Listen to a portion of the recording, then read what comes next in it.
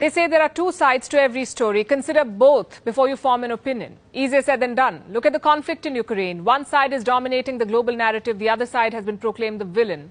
I'm talking about NATO and Russia. And while there's a solid case against Russia here, this story too has another side. And as the tellers of the story, we must dwell on and reflect it. Vladimir Putin's aggression is being called out, and rightly so. Invading a sovereign country cannot be justified. But what led the world to the point of this invasion? Leaders in Moscow say they are the aggrieved party. They are the victims of NATO's eastward march, and they're only acting in self-defense. Here's why. Over the past 25 years, NATO has been creeping closer to the Russian border. Former Soviet states have become NATO members. This military alliance has technically absorbed the entire security belt of Moscow. Russia sees this expansion as a provocation. It hurts their security interests and won't end well for both sides, they said. The warnings were clear. NATO ignored them. Call it their myopia or arrogance. They downplayed Moscow's concerns, kept proceeding with new rounds of expansion until things blew up in Ukraine. Did NATO push Ukraine into this war? Hello and welcome to Gravitas Plus. I'm Palki Sharma Upadhyay, and today I want to discuss why NATO cannot escape the blame for what's unfolding in Ukraine. First things first, what is NATO? The North Atlantic Treaty Organization, a security alliance between North America and Europe. It was formed after the Second World War. The goal, they say, was to protect democratic freedom. On the 4th of April 1949, the North Atlantic Treaty was signed. This treaty was simply an anti-Soviet accord aimed at countering any future aggression by the USSR. It established a new balance of power in Europe. It promised all members collective security. That's a core principle laid out in Article 5 of the NATO Treaty. It obliges member states to protect each other in case of a war. It says an armed attack against one ally will be an attack on all allies. Meaning, if one NATO nation is attacked, all NATO nations will retaliate. This allowed NATO members to pool and share their military resources. They built efficient defense capabilities, but there was more to NATO than just defense.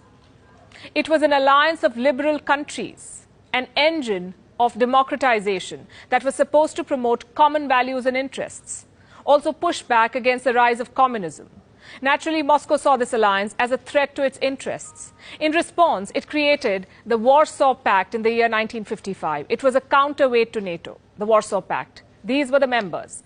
Their goal was the same. If one Warsaw Pact member is attacked, all others will defend it. In Russian historical memory, there were 5 reasons why such a pact was justified, 5 major invasions when the West threatened Russian interests. This includes the Polish occupation of the Kremlin in early 17th century, the Swedish invasion of Russia in early 18th century, the Napoleon invasion of the 19th century, and the 2 wars with Germany in the 20th century. In each case, the very essence of the Russian state was threatened.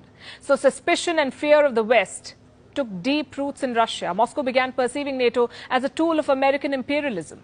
And the assessment was not really off the mark. In 1989, the Berlin Wall collapsed. In 1991, the Soviet Union disintegrated and the Iron Curtain was completely demolished.